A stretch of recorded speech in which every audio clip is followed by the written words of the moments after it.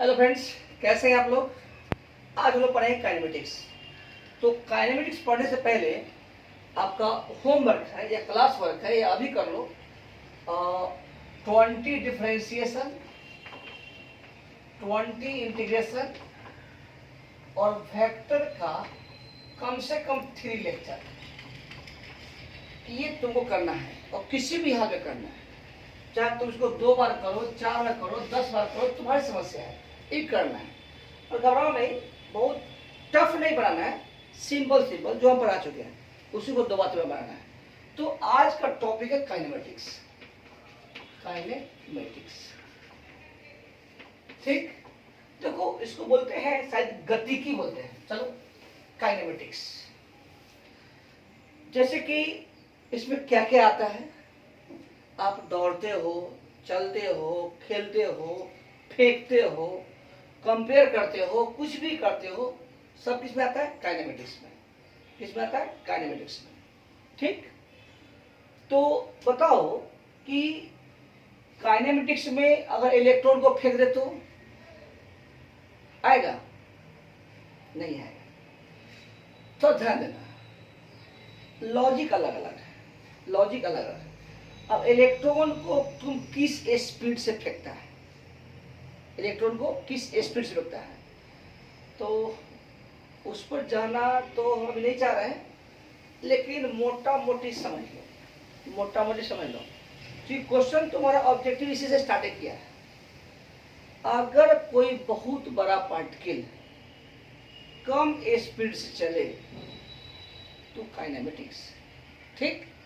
बहुत बड़ा पार्टिकल या कोई भी पार्टिकल स्पीड बहुत ज्यादा हो जाए, स्पीड बहुत ज्यादा हो जाए, लगभग लाइट के स्पीड के बराबर या लाइट के स्पीड का आधा या 1/4 या उसके कंपैरिजन में, तो वहां पर यह सारा नियम फेल हो जाता है और वहां पर आता है थ्योरी ऑफ रिलेटिविटी।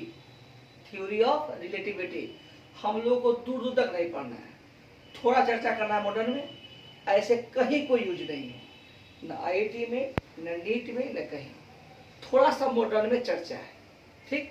तो वहां पर हम क्लियर करेंगे, ठीक है।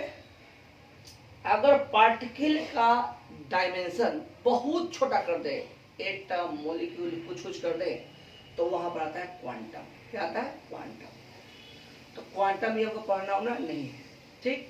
तो चलिए हम लोग पढ़ते हैं जो जनरल लाइफ में देखते हैं, दौड़ना, खेलना, कूदना, ठीक है ना। काइनेमेटिक्स देखो, इसका सबसे पहला टर्म होता है ऑब्जेक्ट, ऑब्जर्वर। ऑब्जेक्ट, ऑब्जर्वर, समझिएगा। शुरू का 2 क्लास ही 3 क्लास इंपॉर्टेंट है और खासकर यही चैप्टर इंपॉर्टेंट है। इसके बाद कोई पूरे फिजिक्स में कुछ नहीं है, पूरे फिजिक्स में कुछ नहीं है, बस यही लास्ट टॉपिक है, लास्ट चैप्टर है। ओके, चलो। हम तुमको देख रहे हैं और तुम हमको देख रहे हैं, हम तुमको देख रहे हैं और तुम हमको देख रहा है। अरे इमेजिन करो, हम तुमको नहीं देख रहे हैं, मान लो। तो जब हम तुमको देखेंगे तो तुम हो गया ऑब्जेक्ट, हम हो गया ऑब्जर्वर। तुम हमको देखा, तुम हमको देखा, तुम्हारे लिए हम क्या हो गए? ऑब्जेक्ट, और तुम क्या हो गए? ऑब्जर्वर, ठीक। जैसे मान लो एक बस है, समझिएगा, और यहां तुम हो, बस में तुम्हारा फ्रेंड बैठा हुआ है, इसका नाम लो ए और ये बी। बी देख रहा है ए को, बी देख रहा है ए को, बी देख रहा है ए को, या ए क्या हो गया? ऑब्जेक्ट, और बी क्या हो गया? ऑब्जर्वर। ए क्या हो गया? ऑब्जेक्ट, बी क्या हो? ऑब्जर्वर। फिर यहां बस है, यहां मित्र है, यहां तुम है सॉरी, यह बी है, यह ए है। यह ए देख रहा है बी को, देख रहा है, देख रहा है, ए देख रहा है बी को, यह बी क्या हो गया? ऑब्जेक्ट, ए क्या हो गया? ऑब्जर्वर। तो हम समझ गए कि ऑब्जेक्ट क्या हो गया, ऑब्जर्वर क्या है। जिसको तुम देखेगा ऑब्जेक्ट, और जो देखेगा ऑब्जर्वर। पक्की बात। तो मेरा पढ़ाने का सबसे स्टार्टिंग होता है ऑब्जेक्ट। ऑब्जेक्ट क्या होता है? जिसको हम देख सकते हैं या फील कर सकते हैं, विच इज सीन या फील। तुमको पहले बता दिए हैं, अंग्रेजी का स्पेलिंग में थोड़ा सा डाउट होता है हमको कभी कभी, टेंशन मतलब खुद मैनेज करो। खैर फिजिक्स सीखो। जिसको हम देख सकते हैं या फील कर सकते हैं, सब क्या होगा? ऑब्जेक्ट। अच्छी बात। ऑब्जर्वर क्या है? ऑब्जर्वर जो देखता है, जो देखता है। उसी बात एक लग बताओ। सी अंधा होगा तो फील, छू के देखेगा ना। अरे तुम मान लो कि कोई अंधा है तो छुएगा ना। तो जो देख सकता है ऑब्जर्वर, जिसको देखता है ऑब्जेक्ट। क्लियर हो गया? देखो एक टर्म होता है पार्टिकल। नहीं तो पढ़ा होगा या सर बोलते होंगे कहीं भी, पार्टिकल रेस्ट में है, पार्टिकल मोशन में है, पार्टिकल फेंक दिए। पार्टिकल होता क्या है? बोल पार्टिकल। तो बोलेंगे कि अगर ऑब्जेक्ट का डायमेंशन बहुत छोटा कर दो, और छोटा कर दो, और छोटा कर दो, और छोटा कर दो, डायमेंशनलेस कर दो, तो डायमेंशनलेस ऑब्जेक्ट को बोलते हैं पार्टिकल। क्या बोलते हैं? Dimensionless object. डायमेंशनलेस ऑब्जेक्ट को क्या बोलते हैं? बोलो हुआ object. Particle. What is particle? Dimensional object. What is particle? Dimensionless object. तो बोले कि डायमेंशनलेस तो कुछ होता नहीं सर। तो फिजिक्स में हम लोग एज्यूम करते हैं कि अगर डायमेंशन छोटा हो जाए, और नहीं तो आगे हम लोग पढ़ेंगे सेंटर ऑफ मास। क्या पढ़ेंगे? Centre of mass. क्या पढ़ेंगे? Centre of mass. तो सेंटर ऑफ मास में पार्टिकल के सेंटर पर विचार करते हैं, या ऑब्जेक्ट के सेंटर पर विचार करके पूरा फिजिक्स पढ़ लेते हैं। फिर से, सेंटर ऑफ मास में कितना हो साइज का ऑब्जेक्ट हो, उसके सेंटर को पार्टिकल समझ करके पूरे फिजिक्स पढ़ लेते हैं। आगे पढ़ेंगे। ओके? तो टर्म समझ में आ रहा है? जिस टर्म का हम यूज करेंगे उसके बारे में तुमको जानकारी होनी चाहिए। ओके? चलो लिख लेगा। तो ऑब्जेक्ट हो गया, ऑब्जर्वर हो गया, पार्टिकल हो गया। अब देखना है क्या कि फ्रेम और रेफरेंस क्या होता है। तो तुम यह भी सोचा होगा कि इसके पॉइंट आगे है, घबराओ नहीं। हम फ्रेम और रेफरेंस से ही फिजिक्स स्टार्ट करते हैं। थोड़ा तो अंतर होना चाहिए ना, थोड़ा अंतर होना चाहिए। चलिए टेंशन मत लो। सबसे हल्का बोलो फिजिक्स, सबसे हल्का बोलो फिजिक्स। देखो जैसे मान लो कि तुम्हारा फ्रेंड है, ये जा रहा है बस में। कहा जा रहा है? बस में। बस बस तुम्हारा फ्रेंड है और तुम जा रहा है बाइक पर।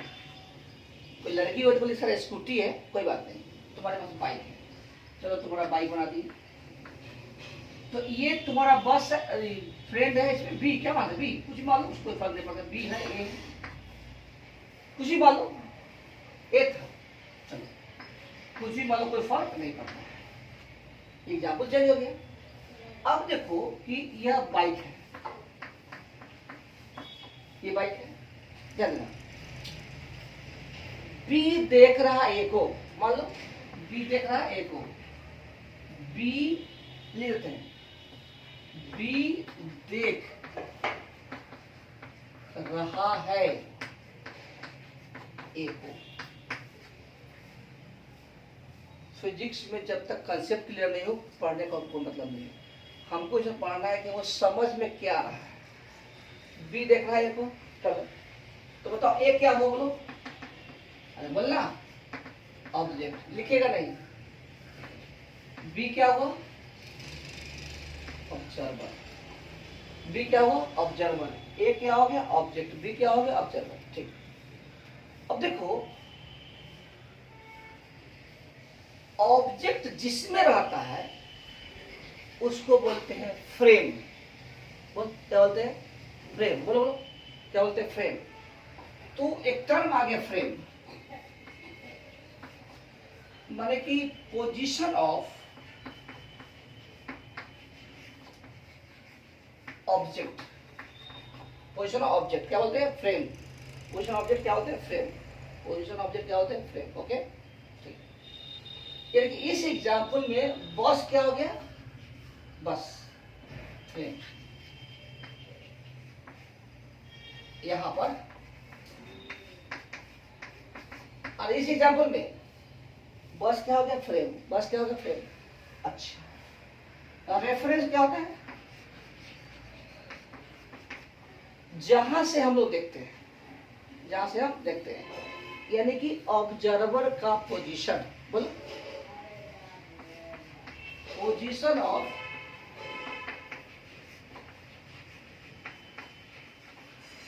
ऑब्जर्वर। रेफरेंस क्या बोलो? Position of observer. क्या हो गया? Position of observer. ठीक, यहां बाई जो हो गया क्या हुआ? रेफरेंस। इसी क्या बोलते हैं? तुम मान लो, तुम मानो। नेक्स्ट एग्जाम्पल, सब एग्जाम्पल है।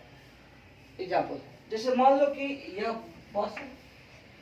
अब हम तेज करके समझाने में, यह मित्र है, यह नाम ए है, जा रहा है। यह है बस। क्या है? बस। यह तुम्हारा फ्रेंड है, बी है, ये जा रहा है किससे? बाइक से। तुम सोचो कि नहीं, अब ए देखेगा बी को, ए देखेगा बी को, तो बी क्या हो जाएगा? बोलो, बोल। बी, यह हो गया ऑब्जेक्ट। ए क्या होगा? ऑब्जर्वर। बी क्या हुआ? ऑब्जेक्ट। ए क्या हुआ? ऑब्जर्वर। ऑब्जेक्ट का पोजीशन फ्रेम, यानी कि बी का पोजीशन फ्रेम, यानी बाई क्या हो गया? फ्रेम। बस क्या हो गया? रेफरेंस। समझ में आ गया? आया ना? आगे उतारो सब सारा एग्जाम्पल लिखो और थोड़ा बोल दो, पढ़ो, बोल कर पढ़ो। तो फ्रेम समझ में आ गया, रेफरेंस समझ में आ गया। अब टर्म होता है रेस्ट एंड मोशन। काइनेमेटिक्स को रेस्ट एंड मोशन भी कहते हैं। स्वाभाविक है, जो खाना हो बात समझो। चैप्टर हम लोग पढ़ रहे हैं रेस्ट एंड मोशन। चलो, रेस्ट क्या होता है? रेस्ट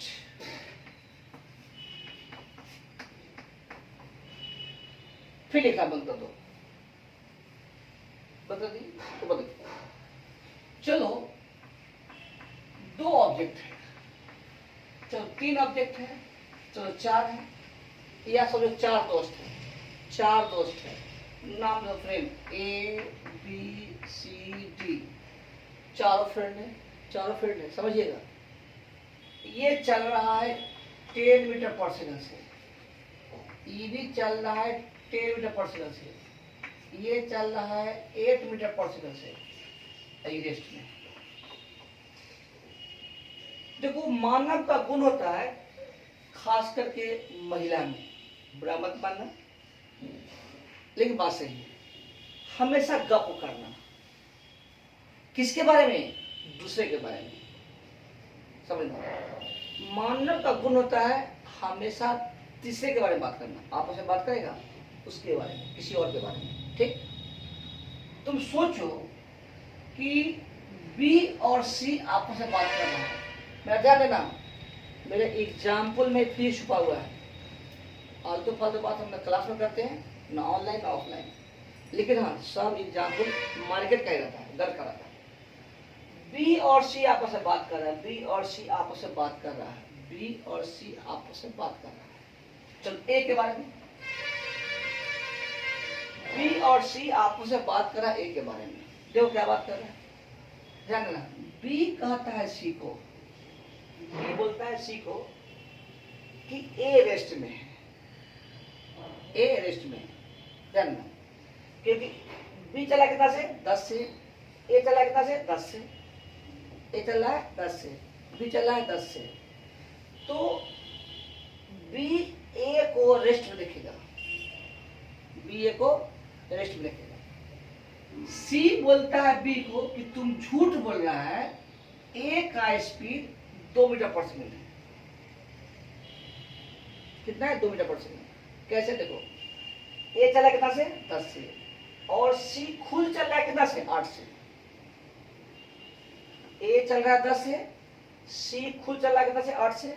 इसका मतलब है कि सी ए को 2 मीटर पर सेकंड चलता हुआ दिखाई देगा। और तुमको समझ में आ गया?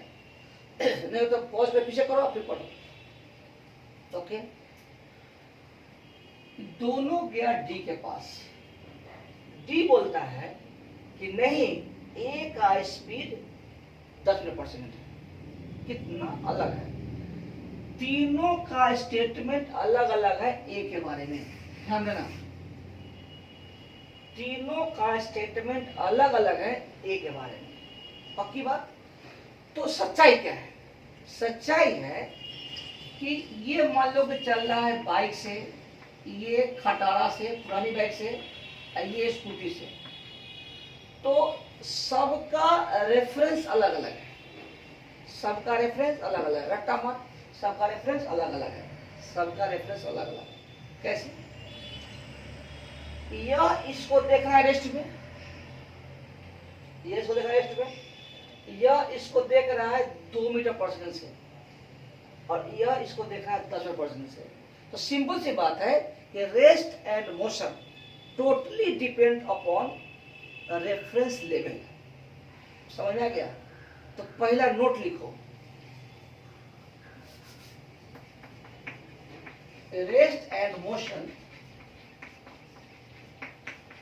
उबिएगा मत, अगर नहीं समझ में आएगा तो रिपीट करो, पॉज करो, फिर वापस करो।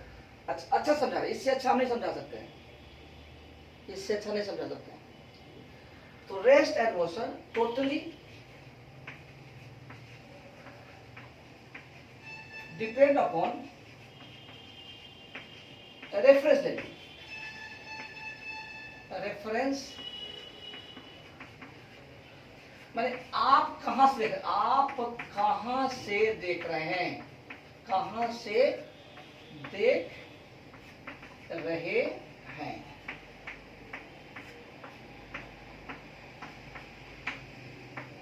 तो आप कहां से देख रहे हैं उस पर डिपेंड करता है कि पार्टिकल रेस्ट में कि मोशन में। इस एग्जांपल में बी कहता है कि रेस्ट में है और सी और डी कहता है मोशन में है तो एक ही। ए के बारे में बी कमेंट करता है कि ए रेस्ट में है, ए के बारे में सी कमेंट करता है कि मोशन में है, ए के बारे में डी करता है कि मोशन में है। ठीक, चलो, एक rest and motion totally depends upon reference level. लिखो जल्दी फटाफट।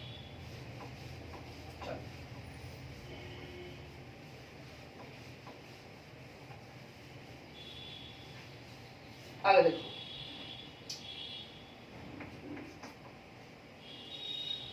रेस्ट कुछ लिखो, किताब कुछ लिखना चाहिए। लिखो an object is said to be in rest. लिख लेगा, लिख दे बोर्ड पर, लिखो। देखो, an object is said to be in rest if it does not change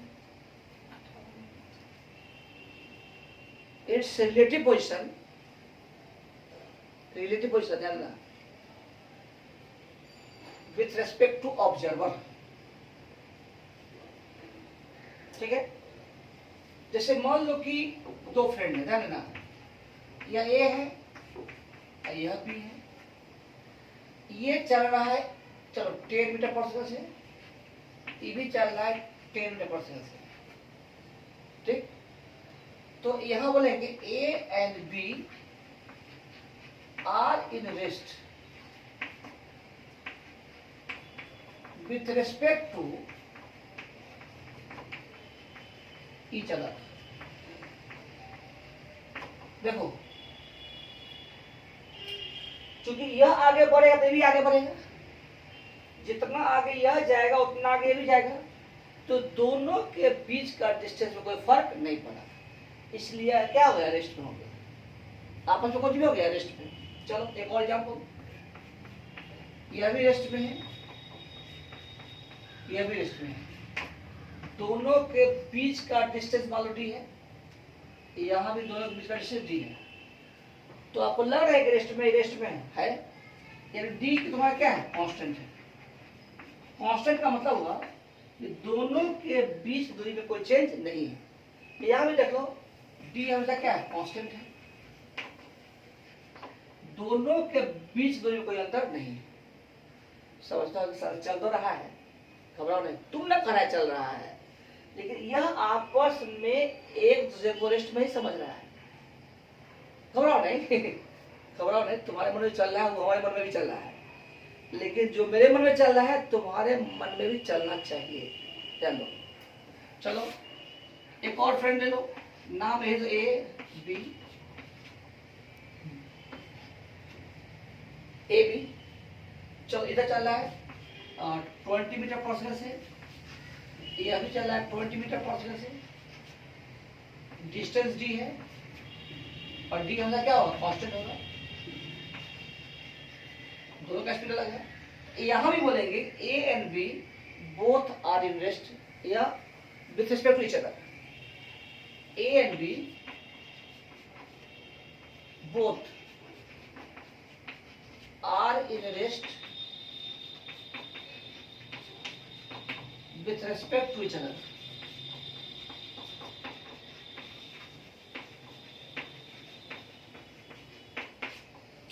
With respect to each other, ठीक है, ठीक। एग्जाम्पल लिखना होगा, एग्जाम्पल फिजिक्स को क्लियर करता है, अच्छे समझने के लिए एक ही चीज लिखना, जो लिखा रहा लिखना, ठीक है, मिटा दे। चलो तो हमको रेस्ट समझ में आ गया, रेस्ट यही समझ में आ गया कि ऑब्जेक्ट और ऑब्जर्वर के बीच डिस्टेंस में चेंज ना हो समय के साथ, तो क्या करते हैं, रेस्ट। अब चलो motion,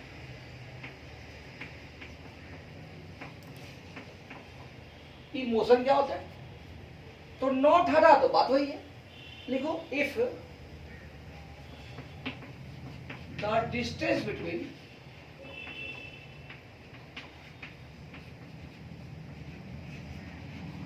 object and observer, object and observer changes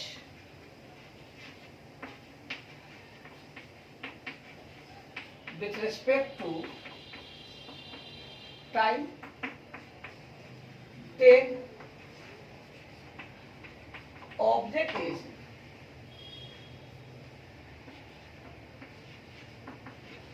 said to be in motion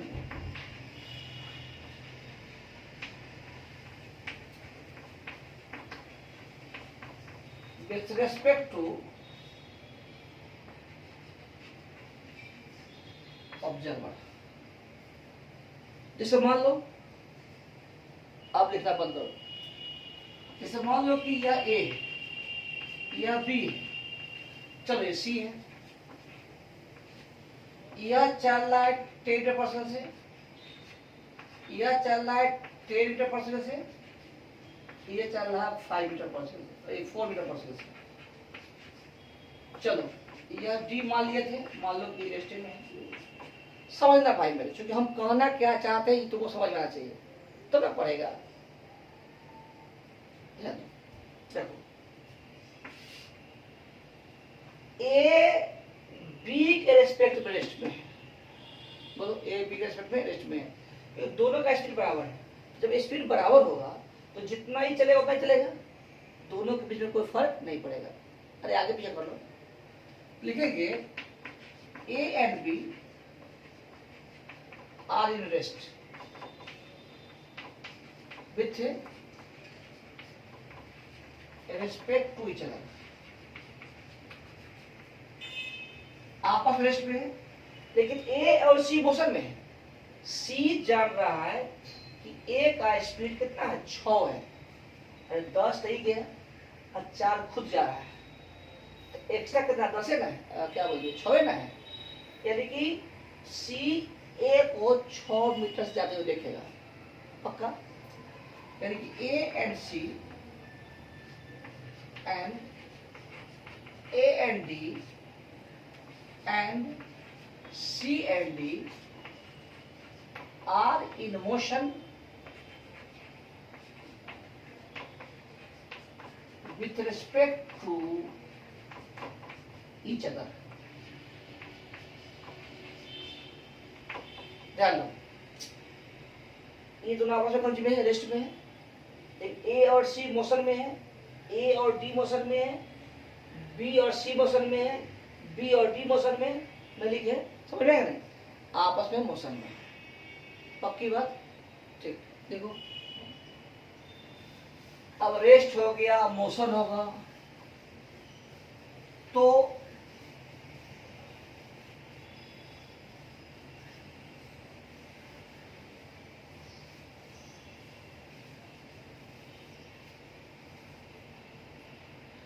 थोड़ा डिस्टेंस हो गया।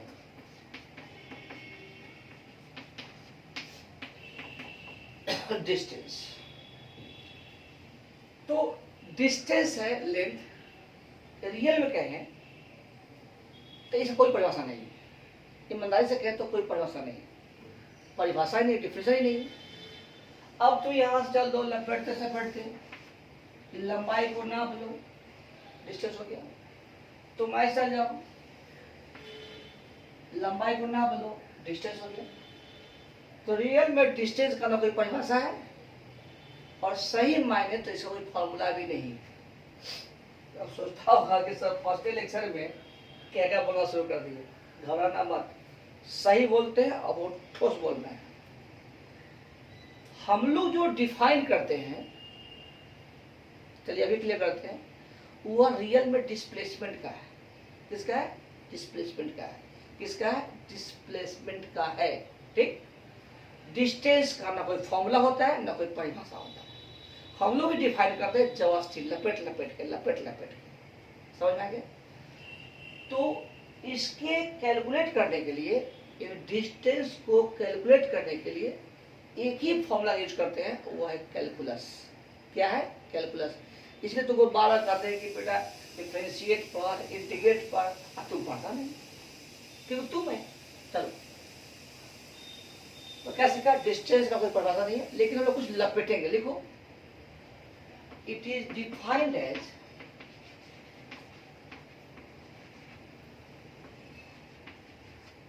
The locus of path. जबरदस्ती करना है। Locus of path traced by an object. बात खत्म। यह एक लोकस ऑफ पाथ होता है। लोकस ऑफ पाथ होता है जो ऑब्जेक्ट ट्रेस करता है। जैसे मान लो कोई ऑब्जेक्ट है, बता दिया, जो देखता है ऑब्जर्वर, जिसको देखता है ऑब्जेक्ट। तो हम ना देख रहे हैं कौन क्या कर रहा है, तो हम हो गए ऑब्जर्वर, और जिसको देख रहे हैं क्या है? ऑब्जेक्ट। तो देख रहे हैं कि ऑब्जेक्ट चल रहा है, कोई बात नहीं। एक रस्सी ले लो, रस्सी, धागा, स्ट्रिंग, और इस पर रख करके नाप लो, यही होगा डिस्टेंस। ये तुम्हारा क्या हो? डिस्टेंस। अब बताओ, ये तो जबरदस्ती परिभाषा, ये कौन परिभाषा हुआ? डिफिनेशन हुआ। जैसे मान लो कैसे, यह क्या हुआ? डिस्टेंस। कोई दिक्कत नहीं। लेकिन डिस्टेंस का कोई फॉर्मूला नहीं होता है, फॉर्मूला डिस्प्लेसमेंट का होता है। संयोग की बात है कि कहीं कहीं दोनों मिल जाता है, तो चांस, वो चांस, उसको चांस कहते हैं। आप कहेंगे सर जी डिस्टेंस बना पाए हैं, स्पीड में टाइम, बात सही है, ये घबराओ नहीं, वो डिस्प्लेसमेंट का है। क्या है? डिस्प्लेसमेंट का है। ठीक, ऐसे जबरदस्ती करो तो ठीक है, चले, ठीक है।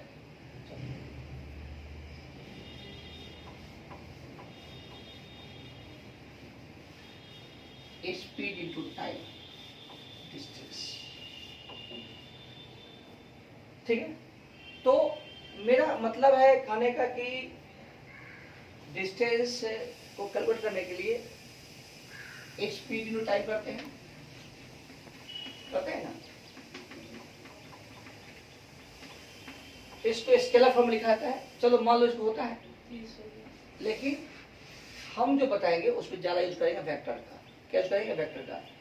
तो इसको तुम जो कह दो स्केलर फॉर्म में कह सकता है, लेकिन इसके अलावा कुछ नहीं होता है। मान लो कि होता है, क्या तुम भी गलत कंफ्यूज जाएगा सर क्या पढ़ रहा है, इसको मान लो, उसके बाद कुछ नहीं, इसके बाद कुछ नहीं है। ठीक,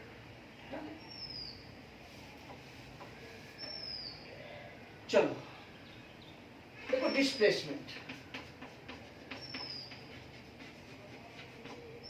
डिस्प्लेसमेंट तुम लोग पढ़ा होगा कि शॉर्टेस्ट डिस्टेंस बिटवीन 2 पॉइंट्स, सही बात है। उसको हम बोलेंगे चेंज इन पोजीशन वेक्टर। क्या बोलेंगे? Change in position vector. तो it is defined as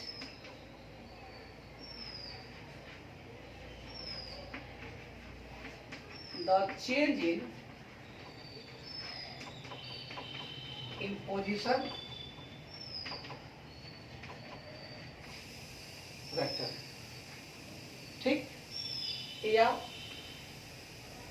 it is the, तो अपनी बात भी रख लो, दोनों एक ही है, shortest distance between 2 points. Shortest distance between 2 points, कोई दिक्कत नहीं। देखिए मान लो कि ये लिख लो। अब चलो वेक्टर में, हाँ चलो वेक्टर में।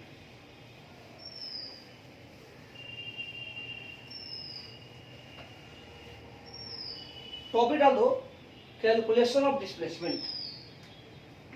सब पढ़ चुके हैं कैलकुलेशन ऑफ डिस्प्लेसमेंट।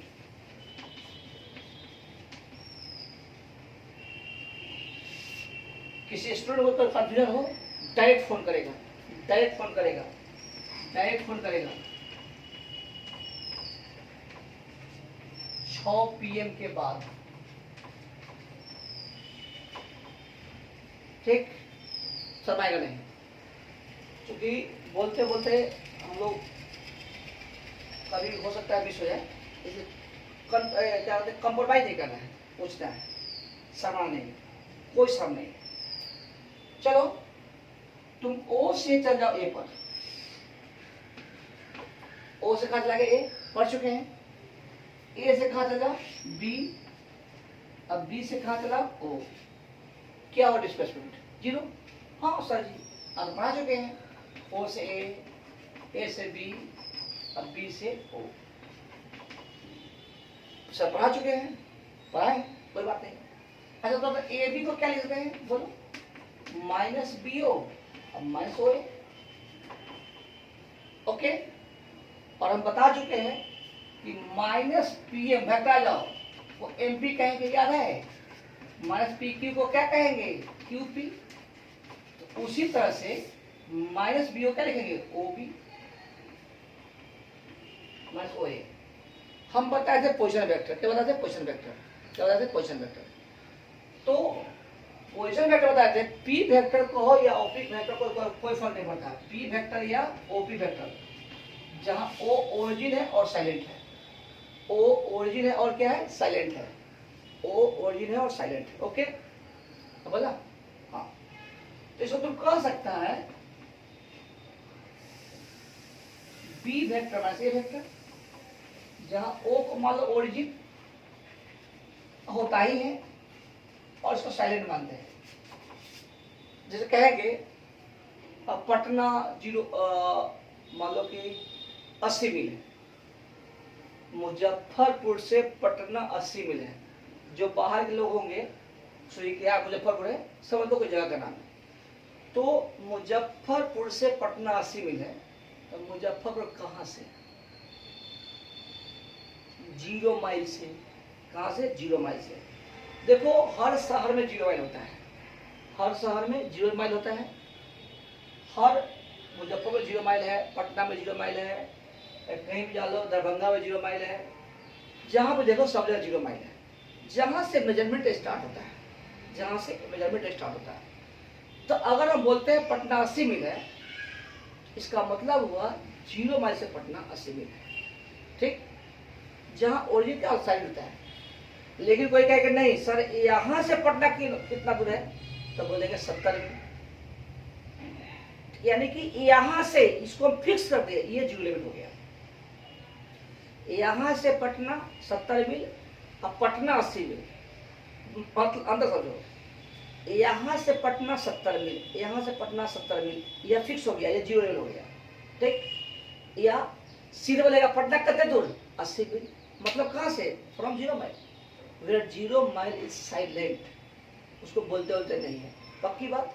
तो सोचो OB को हम B कहेंगे, माइनस OA को A कहेंगे, तो तुम अब डायरेक्ट करो, डायरेक्ट OB सॉरी AB को क्या लिखे बोलो, B माइनस A, PQ क्या लिखे बोलो, Q माइनस P, R12 क्या लिखेंगे, R2 माइनस R1, PM को क्या लिखेंगे, M माइनस P, ठीक। और इसी को बोलते हैं चेंज इन पोजीशन वेक्टर, क्या बोलते हैं, change in position vector, change in position vector, जिसको बोलते हैं डिस्प्लेसमेंट, क्या बोलते हैं, डिस्प्लेसमेंट। मजा आया सर, मजा क्या है, वेक्टर को उतार दिए वेक्टर है, ये बार बोल रहे हैं कि आगे कुछ पढ़ना नहीं है, वेक्टर कैलकुलस चैप्टर खत्म, ठीक, ओके चलो।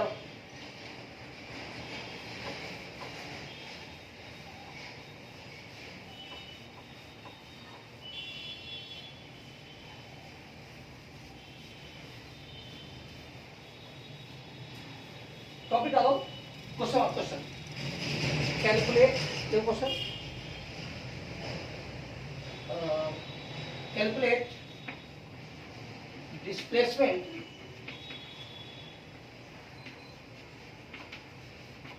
of a particle if it moves from